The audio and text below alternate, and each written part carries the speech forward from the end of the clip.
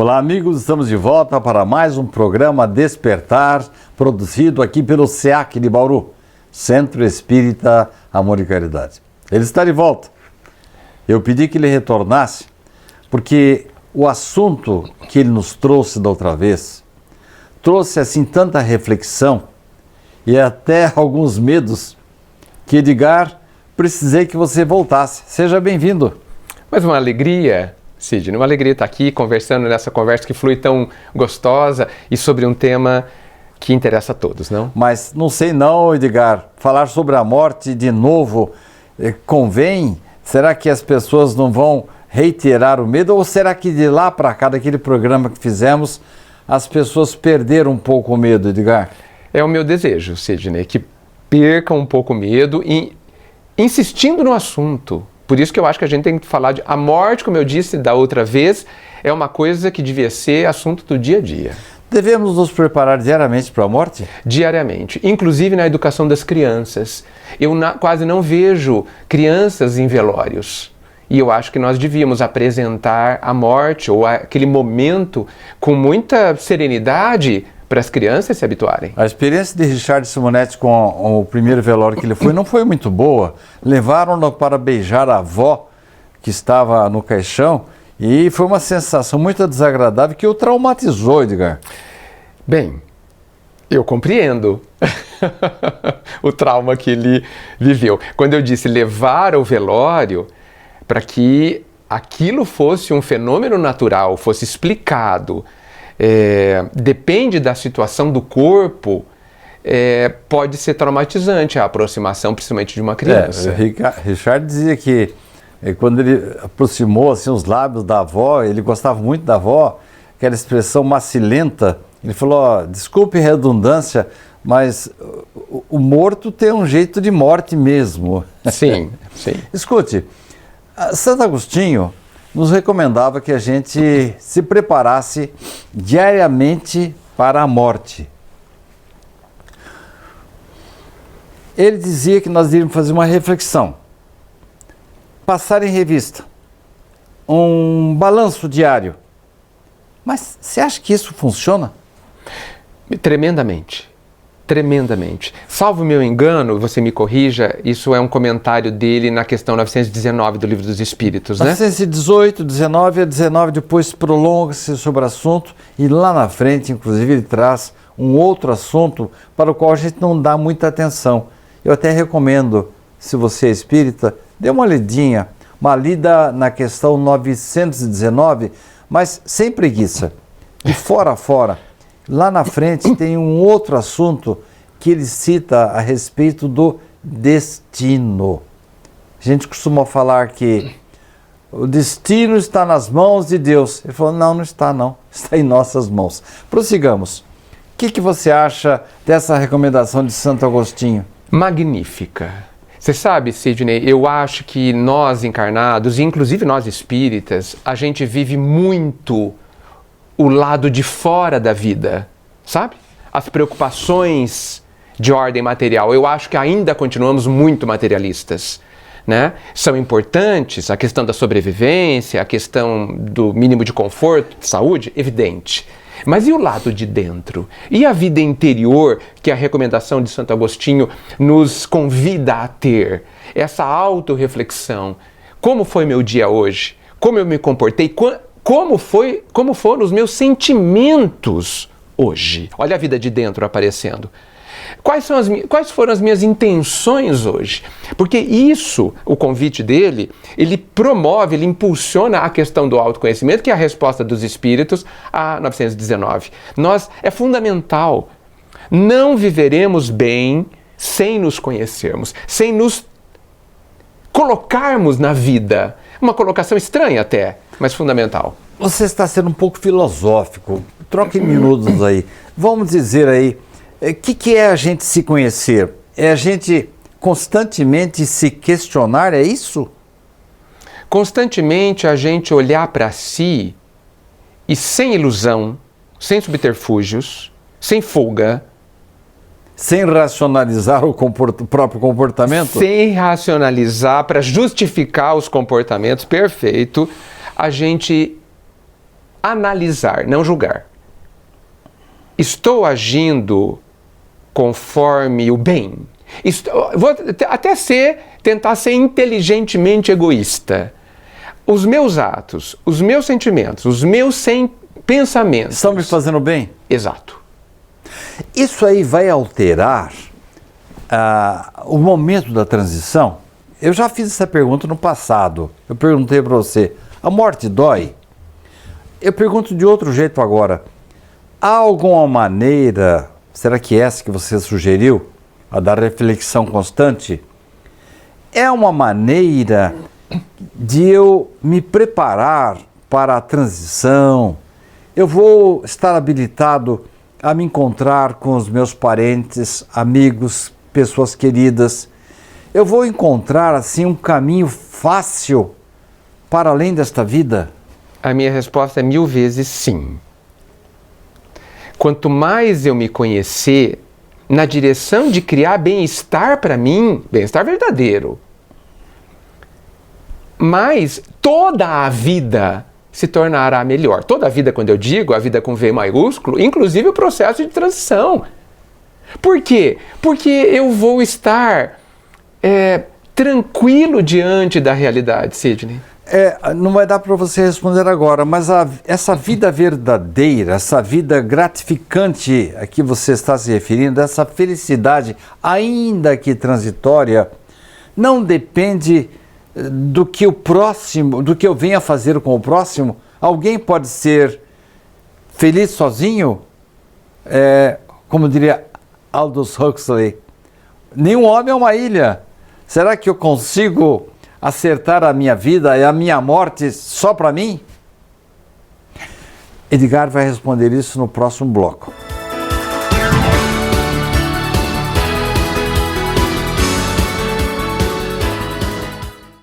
Você pode ajudar a manter os serviços filantrópicos do SEAC se cadastrando na campanha Nota Fiscal Paulista e indicando a nossa organização como beneficiária na doação automática. Com a sua contribuição, nós recebemos o valor calculado do ICMS sobre as compras efetuadas e você concorre a prêmios de até R$1 milhão e tudo com custo zero. Toda vez que você solicitar o CPF no ato da compra, a doação automática ocorrerá. Cadastre-se no programa Nota Fiscal Paulista pelo site ou, se preferir, baixe o aplicativo no seu celular. Faça o seu login e siga o passo a passo que o sistema oferece. Escolha a opção Entidades e, em seguida, Doação de cupom fiscal com CPF automático. Pesquise pelo nosso CNPJ, Centro Espírita Amor e Caridade, e selecione prazo indeterminado. Pronto! Agora você já está ajudando a assistir diariamente 1.125 pessoas através de nossos projetos na periferia de Bauru, no albergue noturno e na própria sede do SEAC.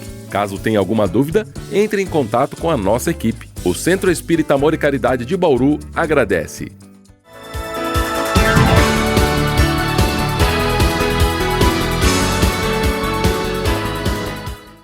Estamos de volta para o segundo bloco do programa Despertar de hoje com Edgar e Miguel.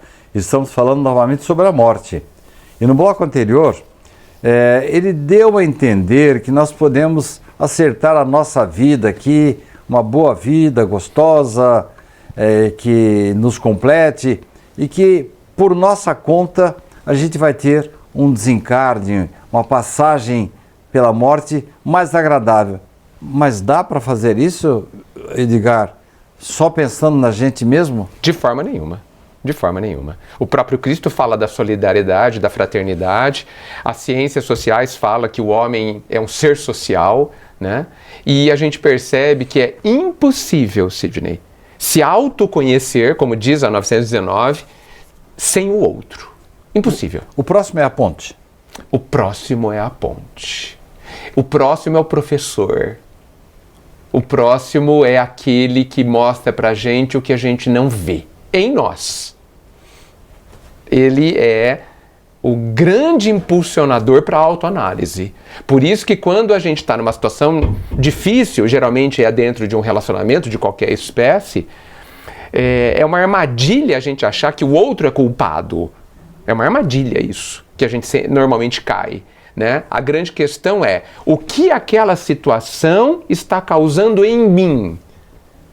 E essa autoanálise sobre o que eu sinto, como eu reajo, como eu penso, como eu sinto aquilo, é que vai ser o caminho para o autoconhecimento. Aliás, na sua obra, no seu livro, você fala exatamente isso, que não é tanto o que acontece conosco que nos machuca, mas é a reação que temos em relação a esse evento. Exatamente, e muitos autores falam isso. Sartre, que é um filósofo existencialista que a gente pode colocar algumas sinões às colocações dele, para mim ele fez, se ele só tivesse falado isso, já valeria a pena. Não é o que fizeram com você. É como interpreto? Com o que você fez com o que fizeram com você. Como eu interpreto. E a doutrina espírita e o Cristo nos convidam a interpretar usando uma autoanálise. Por que eu sinto isso diante daquela pessoa? Por que eu me senti ofendido e não eu fui ofendido? Olha a mudança de sujeito aí na história, né? Eu que me sinto ofendido, não é alguém que me ofenda. A semeadura é livre? Livre. É colheita obrigatória? Obrigatória. Minha esposa disse que não. Não? Não. Por quê? Chegou para mim e disse assim, olha, você pode mudar esse esquema aí. Não, todo mundo fala assim. Ela diz que nós devemos considerar nesta vida que todos nós temos um alforge. Esse alforge está cheio de sementes e ele tem um pequeno furo. E à medida que eu vou caminhando, eu vou soltando as sementes, queira ou não queira. Isto é, ela disse que a semeadura não é voluntária, diz que ela é obrigatória, ela acontece no seu relacionamento, na sua conversa, naquilo que você faz, naquilo que você trabalha. Aí você dá uma volta, e aí ela deve estar se referindo a uma outra vida, e você vem encontrar, como é que está o meu caminho agora, pedregoso? Tem que mudar as sementes. Aí eu troco, dou uma melhorada, dou outra volta, opa, o caminho está mais florido, com mais frutas, opa, vou melhorar mais ainda, encontrei a solução, dou outra volta e vejo que, melhorando a minha semeadura, e ela insiste dizendo que ela não é voluntária, ela acontece você queira ou não queira, a semeadura, você concordando ou não com a minha esposa, seja ela voluntária ou obrigatória, vai incidir nesta vida, na outra vida e na passagem para outra vida? Nós não sabemos quando é que nós vamos colher. A bondade divina, em nosso próprio benefício, com fins pedagógicos, define se é vantajoso para nós colhermos imediatamente, daqui a 10 anos, daqui a 200. Então veja, a colheita, ela não é um castigo. Ela tem como objetivo nos ensinar algo. E a bondade divina é tanta, Sidney, que ela fala assim, é melhor eu esperar, porque se a consequência for agora, ele não vai conseguir aproveitar. Mas eu gostaria de fazer um comentário sobre a visão da sua esposa. Diga. Parece que ela deu um passo atrás e eu acho que sobre um aspecto eu concordo com ela. Porque a plantação é viver. Não é possível não plantar. Não é possível. Não é possível não escolher como eu vou viver. Eu vivo. Nós vivemos. Então, nesse aspecto mais amplo, ela é obrigatória. Agora tem um detalhe. O que eu vou viver é minha escolha. Então, mas aí ela também diz, depois daquela volta que eu dou, e vejo que a semeadura que eu fiz lá atrás, eu soltei só espinhos, eu encontro espinhos, e aí vem aquela questão didática que você se referiu. Exato. Olha, ela compreendeu perfeitamente. Se eu passo de volta, porque a vida ela coloca como um círculo, né? E puxa, está muito espinhoso esse caminho. Eu aprendo que a semente deve ser outra. Carlos Eduardo Luz diz que quando acende a lâmpada vermelha no painel da vida, a lâmpada vermelha é a metáfora da dor ou da doença, que nós devemos considerar isso como um alerta de Deus. E você? Sim. O Pai não quer que a gente sofra. E Ele avisa, então? Sim. A própria consequência dos nossos atos é um grande aviso. Mas além disso, a bondade do Pai é requintada, né, Sidney? Ele vai além, né? Ele nos trouxe mestres, porque nós podemos aprender com a experiência do outro.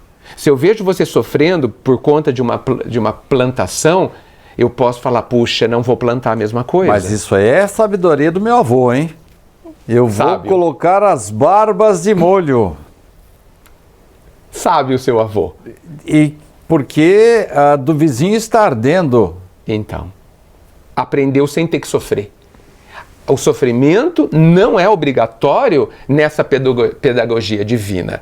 Ele é quase obrigatório por conta da dureza do nosso coração e da nossa forma de interpretar a vida. Mas eu acho que nos estatutos divinos, a dor não é obrigatória. É assim que penso. Eu ouvi falar já que eles não gostam, não se comprazem com as nossas dores físicas. Se bem que as dores morais para eles são mais importantes. Sim.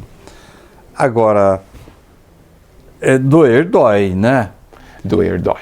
E aí a gente precisaria encontrar aí um remédio, um antídoto para que a gente não sofra aqui e não sofra na outra vida.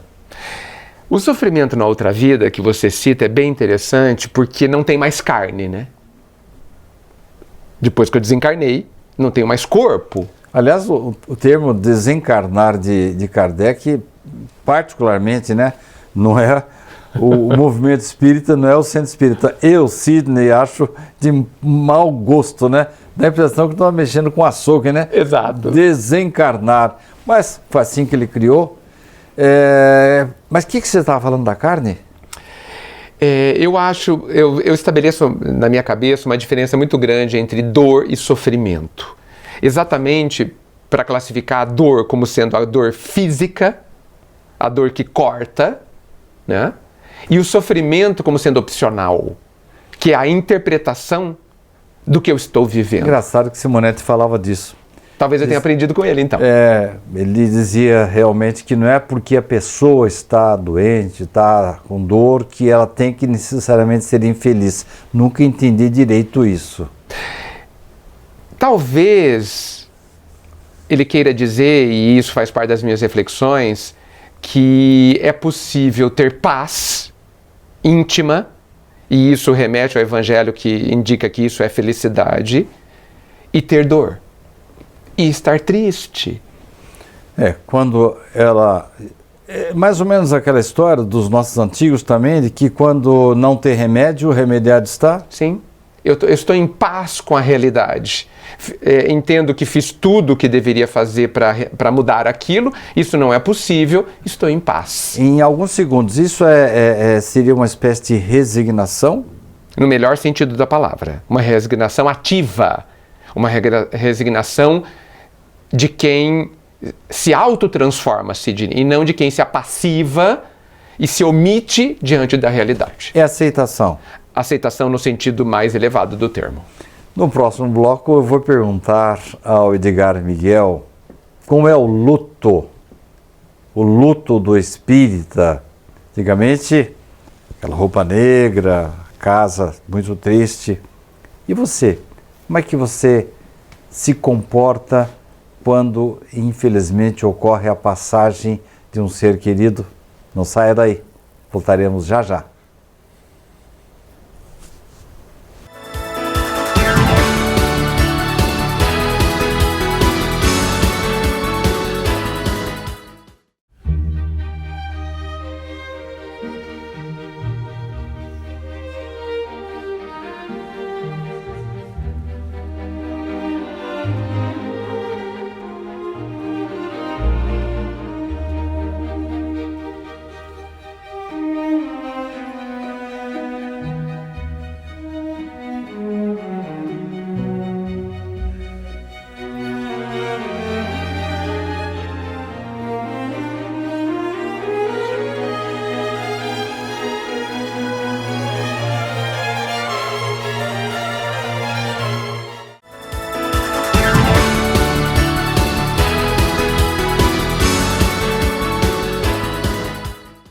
Estamos de volta para o último bloco do nosso programa de hoje, delicioso, com Edgar Miguel. E eu vou ter que trazê-lo de volta outras vezes aqui, que a conversa com ele é sempre frutífera, agradável, didática. Ele é assim, transparente. A gente sai daqui aprendendo mesmo. Espero que com você que está nos assistindo, esteja acontecendo a mesma coisa que está acontecendo comigo. Vocês viram que a minha roupa aqui está escura, né? E em tempos passados, logo alguém diria, morreu alguém na vida dele.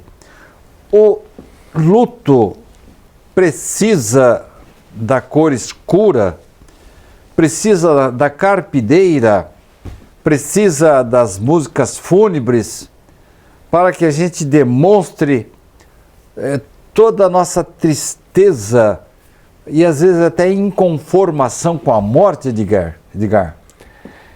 São tradições, né, Sidney? Mas eu acho que a gente não tem a obrigação de demonstrar coisa alguma nesta hora. Mas sim de viver esse instante, que é um instante muito especial, né? Mesmo nós espíritas, mesmo tendo a compreensão sobre a realidade deste instante, que não é uma separação para sempre, que a morte não é irremediável para a vida, pelo contrário, ela talvez seja a solução, é uma separação, né? É uma profunda transformação na vida de quem vai e de quem fica. Mas vamos cuidar de quem fica nessa nossa conversa. Então é um momento importante aonde nós precisamos respeitar os nossos sentimentos e vivê-los, né? Cuidando para que eles tenham o seu percurso natural e longe dos excessos, para que eles não se tornem uma doença.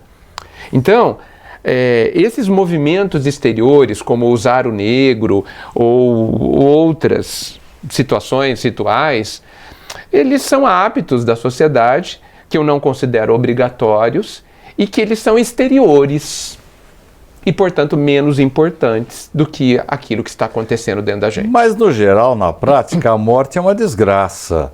As pessoas consideram a coisa pior que existe na existência. Embora seja a coisa mais certa da vida, todo mundo sabe que vai morrer, mas acha que ele não vai morrer nunca. Então, eu não entendo por que a morte é uma desgraça, não entendo por que ela é um castigo, porque é o que pensam. Certo? Que a pior... Quando você deseja o mal para alguém, você deseja que a pessoa morra. E quem disse que isso é ruim? E se isso for uma libertação, como a gente enxerga? E se for voltar para casa? Dizem que o pecado original que provocou a morte, né? E como Maria não teria, hipoteticamente, o pecado original, ela não morreu, ela subiu de corpo e espírito para o céu. Tirando essa crença, vamos respeitá-la. Claro. Eu deixei com o Theo, o nosso sonoplasta, uma playlist das músicas que eu mais gosto para que ele pegue a minha caixa de som e coloque no meu velório. Certo. Você acha que isso aí é uma transgressão ética? Isso é pecado? De forma nenhuma. De forma nenhuma. Você fez isso... talvez para que você esteja bem naquele instante, porque você continuará sentindo e pensando, apesar da morte do corpo, certo? E talvez você queira causar um bem-estar a quem esteja presente no seu velório. A única coisa com a qual ele não concordou é de colocar a bandeira do Corinthians no meu caixão. Aí ele não gostou da Mas eu acho ideia. que por motivos particulares dele, né? Provavelmente. Mas como tirar este embaçamento, essa tragédia da morte? Eu queria que você falasse isso olhando para aquela câmera, porque muita gente está interessada no assunto. Sim. Lembre-se de que o nosso programa é visto por irmãos de todas as religiões e até sem religião. Sim. Então você tem que tomar cuidado com as suas palavras para que eles entendam o que você quer dizer. Me esforçarei. Todas as religiões cristãs falam da imortalidade. Todas. Então, no mínimo, considerando o Cristo, nós podemos trazer para dentro de nós como uma realidade verdadeira o fato de que quem morreu, quando o corpo morreu, essa pessoa, esse ser, esse Filho de Deus continua existindo e, portanto, com possibilidade de reencontro. Não há motivo para nós não reencontrarmos no futuro, mesmo que distante, alguém que a gente ame. Como que eu posso pensar que o Pai, amor, permita que duas pessoas que se amem estejam eternamente separados? Para mim isso não tem lógica. Uma mãe, por exemplo, que chega lá no céu e cadê o meu filho? Seu filho está no inferno. Ah, eu não quero ficar aqui, quero estar ao lado dele. A maioria das mães fariam essa opção e possivelmente o pai concordaria, porque é justo.